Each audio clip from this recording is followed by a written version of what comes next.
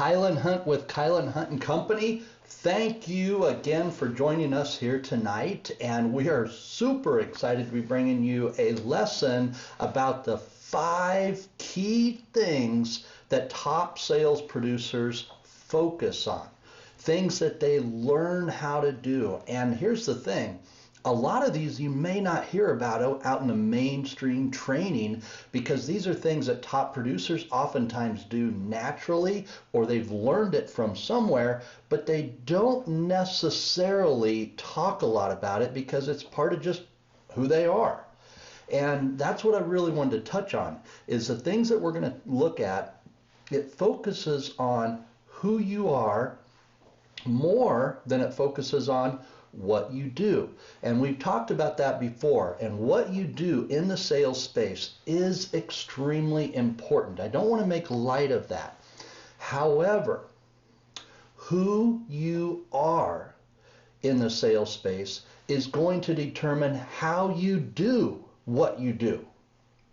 And that's vital. That is extremely critical, actually. So when we're looking at these things tonight, I want you to look at it from your perspective and think about and ask yourself the question, how can I do these things better? How can I improve these things that the top producers do? Because honestly, you're doing a lot of the same things. You may just be doing them at a different level of awareness. You're doing them at a different level of consciousness. So therefore, your results are a little bit different. And that's what we're really going to touch on as we go through and look at these from a coaching, from a business growth standpoint. So let's go ahead and dive into these 5 things. And the first one is one that you've heard me talk a lot about as we've looked at Kylan Hunt and Company and our purpose and who we are and why we're doing what we're doing. The first thing that top salespeople do is they grow daily. Now, this again is something that they may not necessarily talk about or focus on themselves individually, but every day they're learning, they're growing, they're developing themselves in their skill sets. And this is something that we oftentimes miss because of the way we've been taught in our education system. We're oftentimes focusing on skill sets that we're weak in. And top producers, they don't focus where they're weak unless they're looking at their area of character. If they have a weakness in their character, they're going to focus on that weakness to improve their character, to elevate themselves up, to bring their awareness around a character trait. They're going to grow those and develop those. We'll have another training on that sometime in the future where we're talking just about how to work on the weaknesses of character. But when it comes to skill set, and when top producers are looking at skill set, their ability to go out and touch and connect with people, their ability to go out and relate to people, their skill sets in that space, they focus on their strengths. And they get better and better and better at the things that they do naturally well. Okay? Now here's the thing that makes it hard. And let's think about this from a coaching perspective. Why would they want to focus on their strengths when there's things in the sales process that they may not do well? Well, here's the thing. When you're focusing on your strengths, you're going to grow to the level of an expert status. You're going to continue to grow to be better and better and better. And that's vital. See, if you're an average, if you're at 4 or 5, let's say we're working on a scale of 1 to 10, and if we're a 4 or 5 and we're just average at something, if we look at it the way we've been trained, we would go out and try to raise that. See, just like we would in school, right? If we're getting C's and D's in a certain class, then we're taught that we need to raise that. We need to get that C or that D to a B or an A, right? Well, here's the problem with that. A lot of times you're focusing on just your average skill sets. And you're never, never, never going to be good at those things if you're just trying to raise an average skill set. Now, you're going to be better, don't get me wrong. But if you're already getting A's and B's in a certain class and you focused on that class, guess what? You're going to excel in that class. You may not excel in the overall grade, but you're going to excel in the things that you're good at. And that's what top producers do. They focus on skill sets that they're really, really good at, and they continually grow daily. Now, I'm also going to highlight something here, and the reason that I'm bringing this up first is because everything else that follows this is not going to be relevant if you're not growing. Okay, it just isn't going to be relevant. So the other thing that I wanted to share with you is a little bonus here of how top producers, or at least many of them that I know and the ones that I've taught and trained in a system that I use personally, this is a 5-step system that will ensure that you are always growing. Okay, step number 1 in everything that we do, we have an idea. See, this is how all things start. They start with an idea, and you're going to have an idea about how you want to go out and you want to connect with someone. You have an idea about how you want to sell your product or your service. So it starts with an idea, and then you put together a plan. That's step number 2, idea and plan. And then step number 3 is you implement that plan, and you take it out and you put action to it. Okay? So for starters, idea, plan, and then we implement the plan. And then the 4th step is evaluate how the plan worked. We evaluate it after we've implemented it. And in the evaluation process, which we're going to talk about later tonight, you're going to learn something. That's step number 5. The evaluation component leads to a learning. And in the step 5, learn, you're going to elevate your thinking. You're going to elevate what you now know that needs to change, and then you're going to go right back to the beginning with a new idea. And you create a new idea, create a new plan, implement again. You're going to evaluate and relearn, and you run that system over and over and over, and you'll continually grow. You will continually improve, I promise you. Okay, so one of the 5 things that top producers do is they grow daily. And we just shared with you a way that you can do that. Now, the second one, they listen to understand. Extremely important here.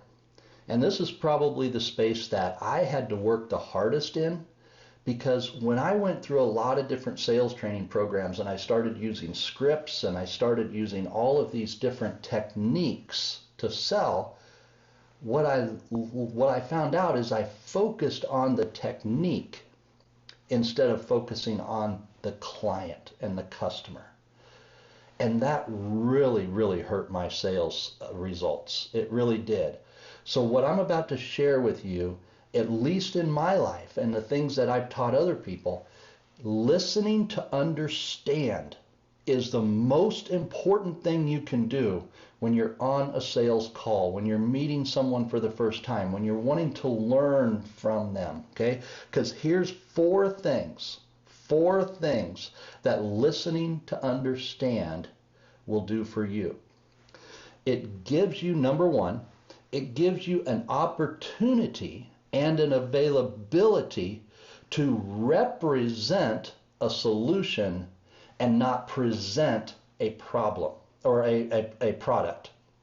It gives you an opportunity and the availability to represent a solution and not present a product.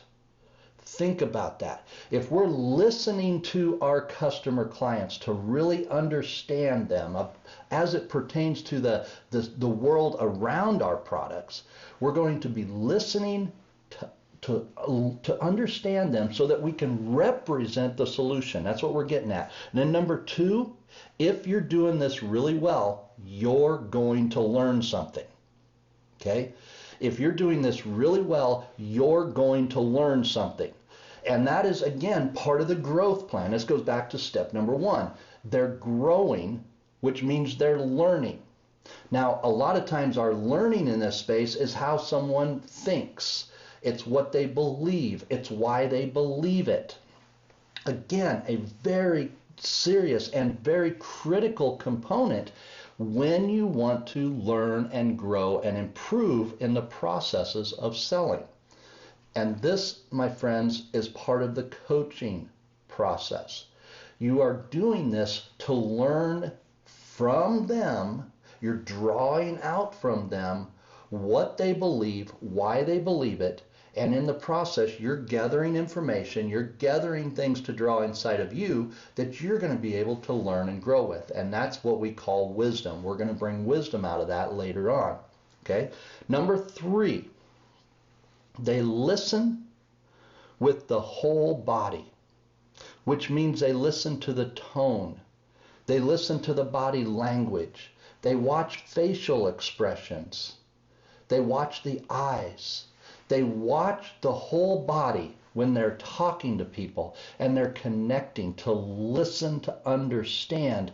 They're listening to the whole body. My wife, I think, says it the best. She says that people, if we're going to be really, really successful, we need to listen between the lines. You've heard the phrase read between the lines, right? Well, when we're out meeting with customers, we want to listen between the lines. And my wife is just amazing with that, because when she came out and she shared that with me, I'm like, that's a whole nother level of full body listening, of listening to truly understand, to grow and develop ourselves with our customers and clients. And it's such a key component. Okay, now number four, seeking to understand what is true for them. I don't want to make light of this one right here. Seek to understand what is true for them. It's important when we go out into the sales space that we just don't go out and throw up on our customers all the good stuff about our products, and we just bombard them with all this information and all this value, and which your products do have value. I know that.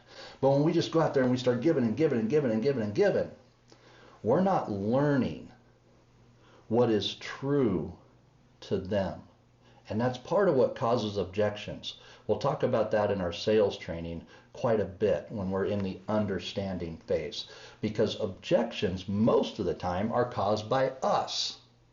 And when we learn the processes of eliminating the objections before they happen, you're going to learn that you've done that because you've sought out, you are seeking out what is true to them. That's extremely important. And when you learn to do it well, it becomes exciting. It just gets to be a lot of fun. And you look forward to doing it, because that's how you build a deep connection and relationship. Okay? So that's what we've learned thus far. We are growing daily, top producers.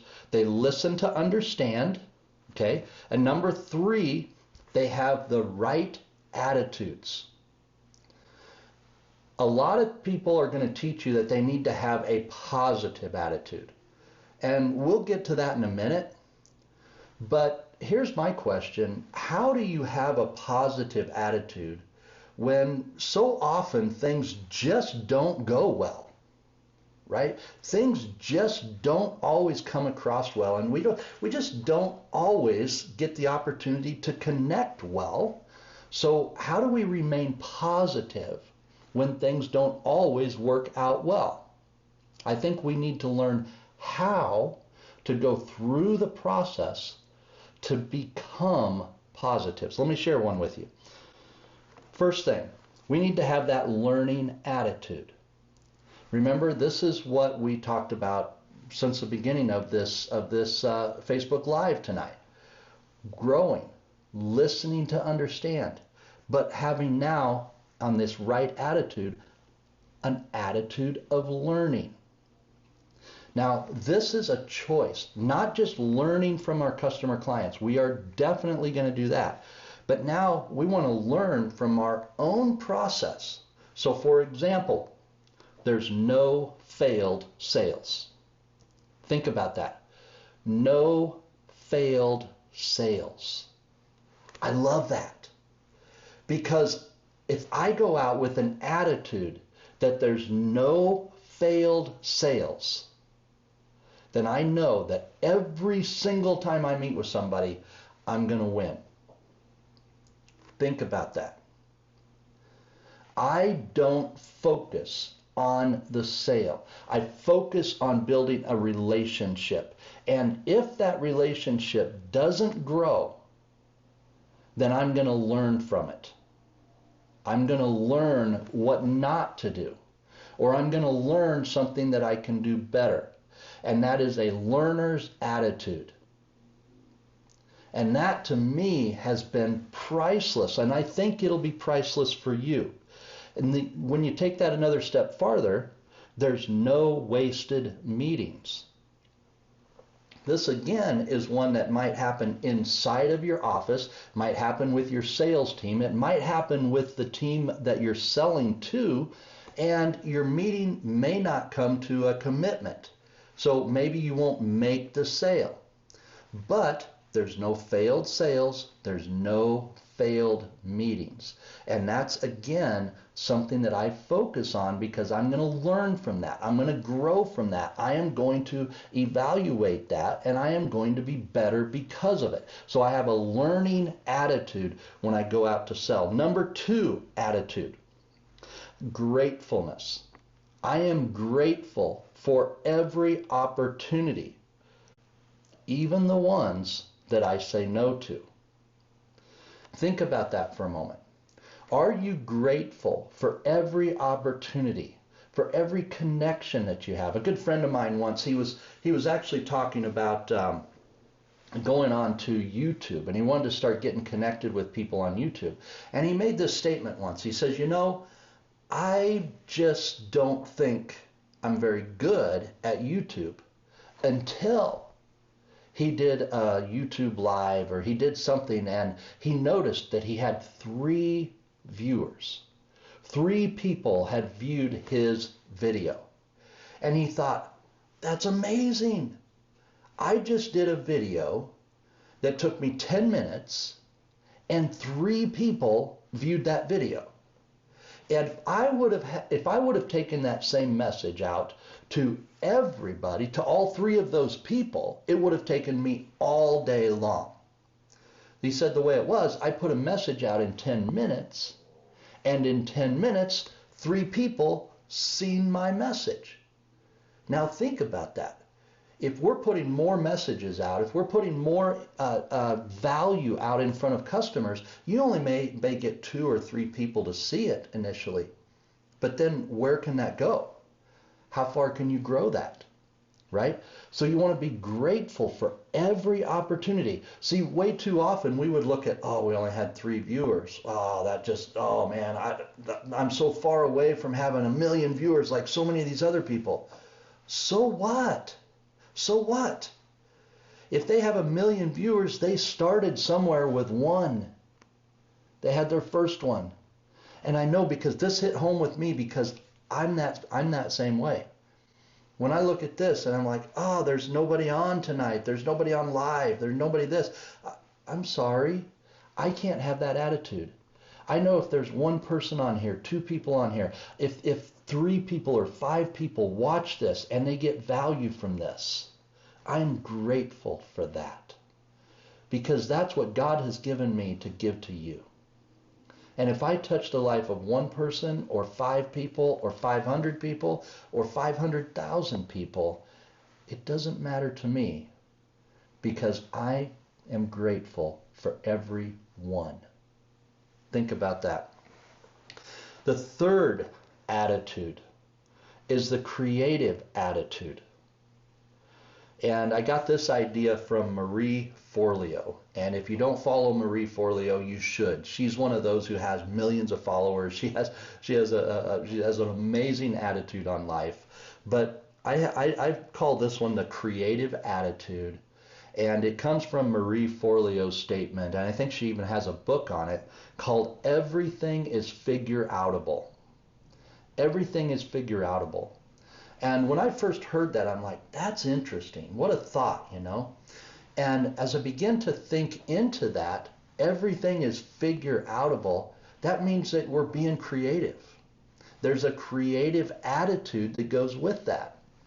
So if we have a creative attitude, we're thankful with our attitude, and we have a learning attitude, guess what? Put those three things into action every single day, and you're going to end up naturally positive. See, that's the process of getting to a positive attitude. Everything is figure outable. That by itself, that creative attitude, will give you a positive attitude so often.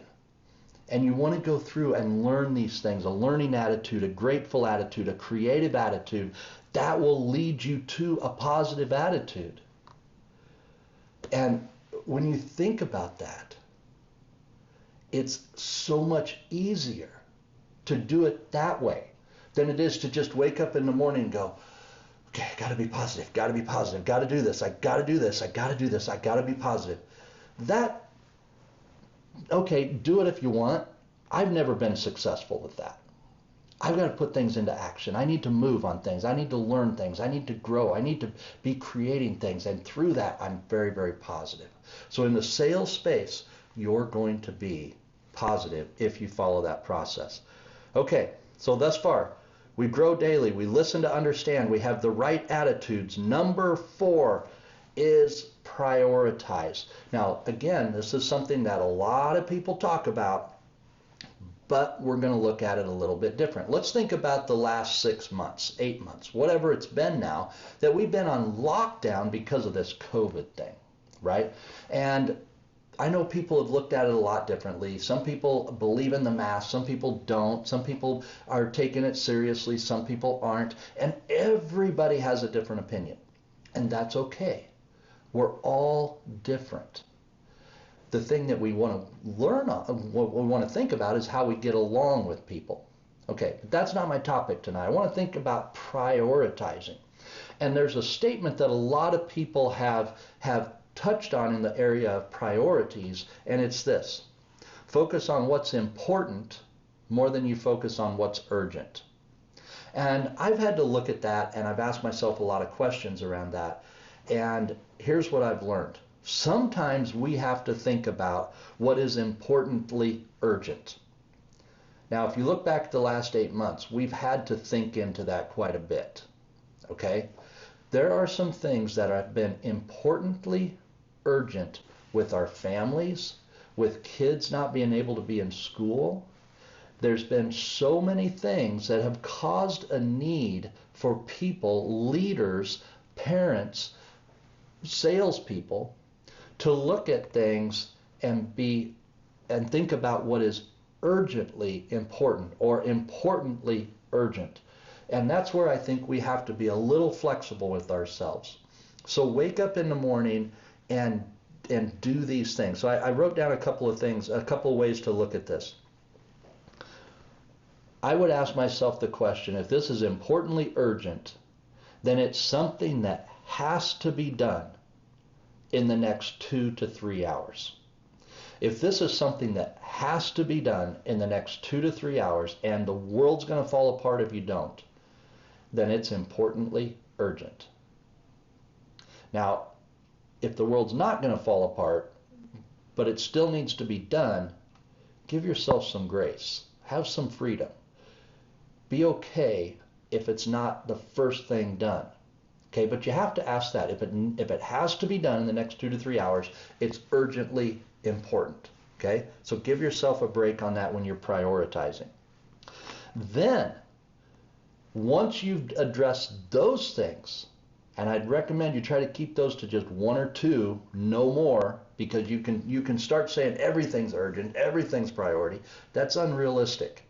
Be real to yourself, okay? Once you are, then number two, now you want to start thinking about and prioritizing what's important. What is important?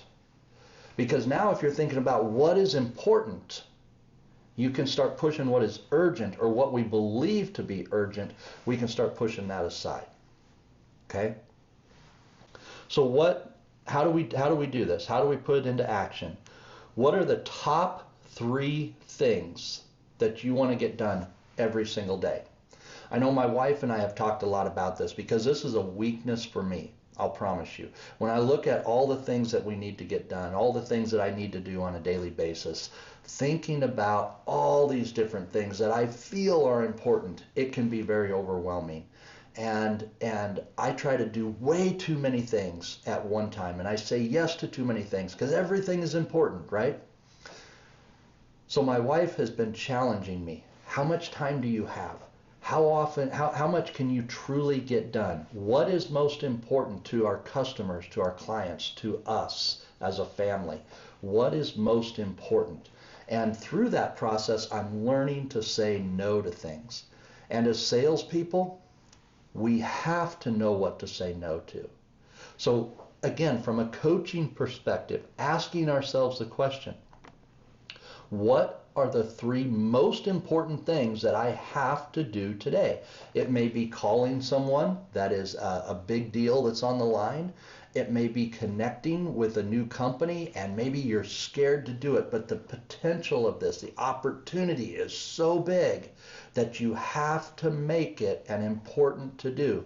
So maybe you're going to research the company, you're going to find out who the contacts are, you're going to do the work because it's that important. You're going to get that done, and you're going to complete it today. If you prioritize these things, then you will continue to move yourself forward. But again, a good coaching question is, what are the 3 things that are most important? And why are those things important to you? Okay, so think about that. Now here's another component that I wrote down, and it's a struggle for me, so you're not in this alone, okay? This is a struggle for me also. If something that you've had on your list keeps moving forward, it's like, oh man, I got to get this done, got to get this done, got to get this done, but it never gets done, take it off the list, okay? I used to look at my list and I would look at things like, oh, I got to move this to tomorrow, I got to move this to tomorrow, move it to tomorrow. And what I found out is I was moving all these things to tomorrow, and guess what? It never got done anyway. So stop killing yourself. Take it off the list. You're not going to do it. Okay? Just admit it to yourself. It's not important. Okay? That's really what you're saying. It's not important to me. Get it off your list. So those are things that I think we have to really, really dive in and think about. Now, those of you who go through our sales training again and our transformational learning system, you'll see that in year 2, part of the learning system, in year 2, we talk about business development, business growth, business mindset. And in year 2, we talk a lot about values. And it's easy to start getting the things off our plate that are not important when we really learn to focus in and know our values. Okay? And that leads me into our 5th topic for tonight. The 5th thing that I wanted to share that top producers do is they evaluate. Now, if you remember in the learning process, they grow every day. Evaluate was part of that process. And I want to share with you what comes right out of the dictionary. Evaluate means to determine or set the value of amount or appraise. And then number 2, it says to judge or determine the significance, worth, or quality of. Assess. And that's the one I'm going to challenge you to. See, John Maxwell makes a statement that says, experience is not your best teacher. Evaluated experience is your best teacher. And I'm going to go and change it just a little bit. I'm going to say it this way. Evaluated experience can be your best teacher. If indeed you learn from it, you think into it, and create new ideas that you're going to re-implement. See, even evaluated experiences, if you don't do things with them, they don't have value. Think about that. Evaluate it. Evaluate. Think unto the word value. You are testing, you are measuring the value of a system, of a process, of a product. When you evaluate something, you're identifying its worth, its value. And that, my friends, is just vital to the process of selling. One of the things that we teach in our training is that at the end of every single sales call that we go on, it doesn't matter what kind of an event it is. We want to stop after the event. We want to get a mile down the road. We want to get away where we're by ourselves. We'll grab our notebook, grab your phone, whatever you keep your notes on, and you process it. And here's 3 questions that I will often ask myself. 3 questions that I'll ask at the end of a sales call. What were they thinking about the customer? I'm always thinking about the customer first.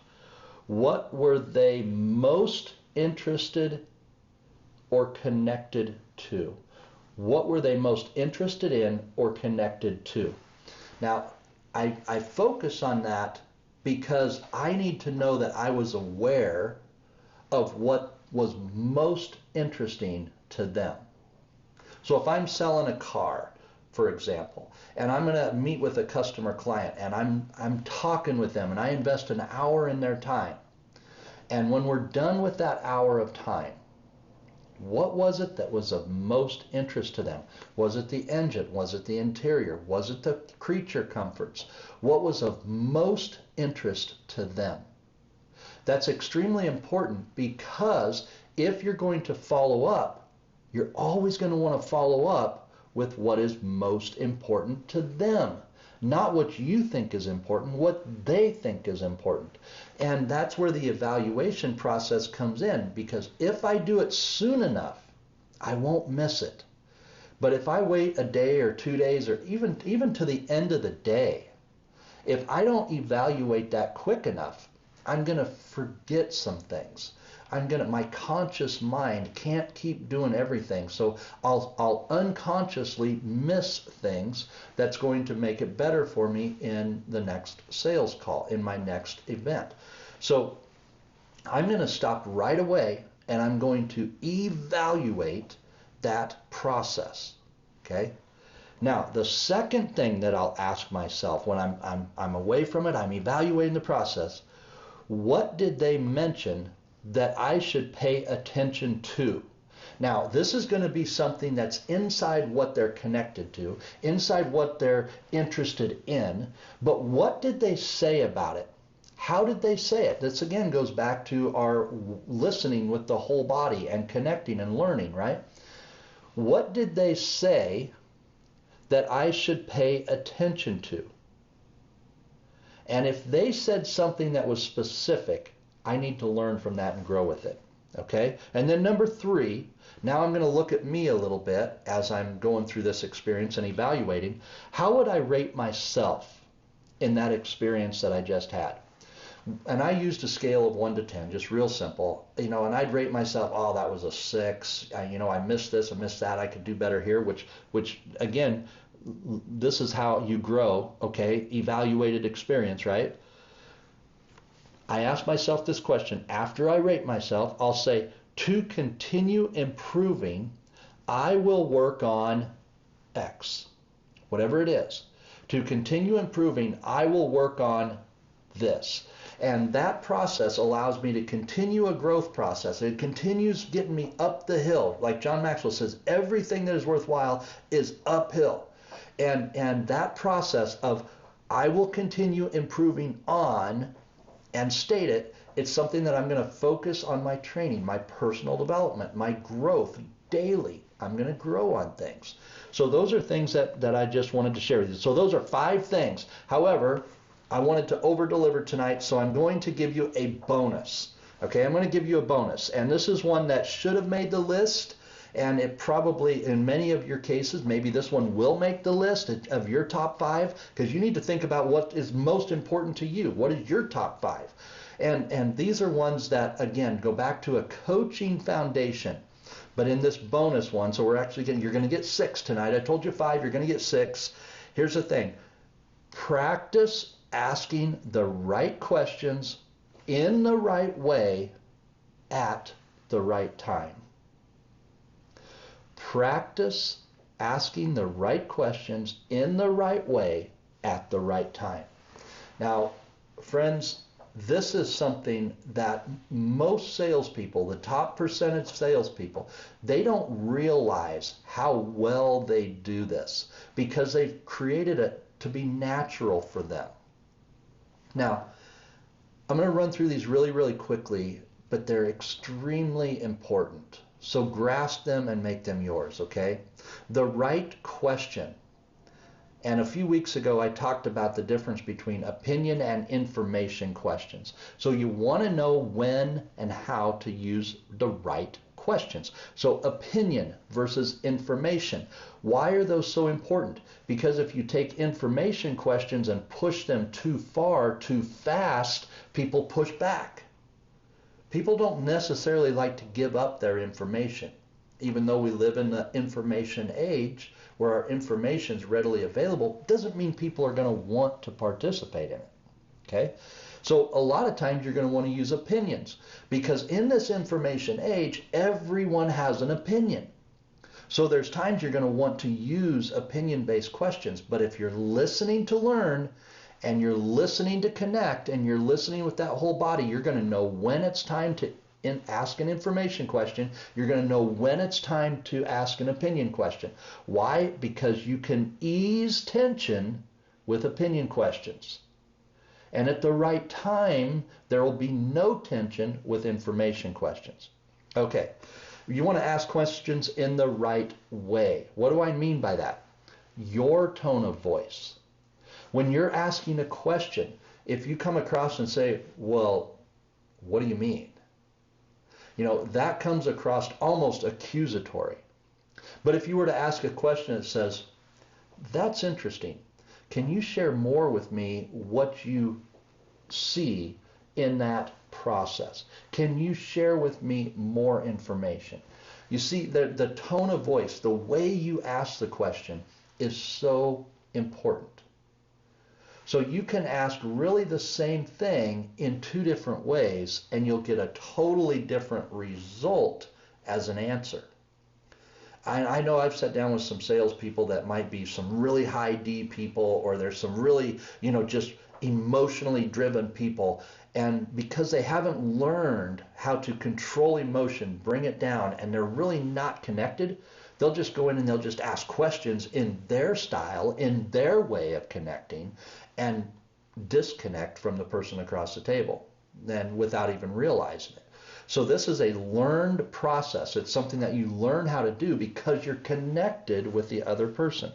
So you're also watching body language, your body language, as you're speaking, as you're sharing, as you're presenting, as you're representing a solution. Watch your body language, your eyes, your facial expressions. We actually talk about that in the follow-up to the sales training program, where we talk about the different kinds of products. And every product has a life.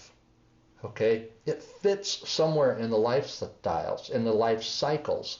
And because every product is created to do something specific, you're going to want to make sure that your tone, your body language, that you're connecting to your product in such a way that you're representing the product's purpose to your customer clients, and you're representing it in such a way that it connects the purpose of the product to the solution that they've identified.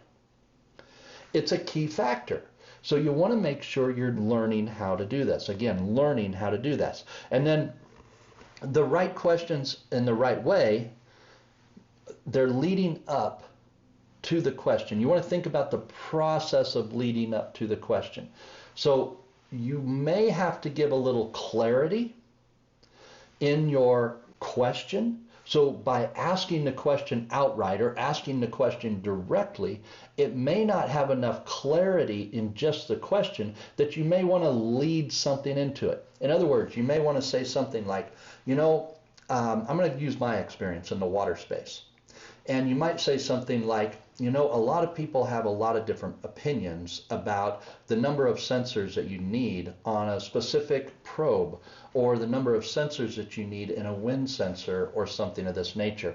And a lot of people have had different opinions because obviously you get different amounts of data and you get different results back.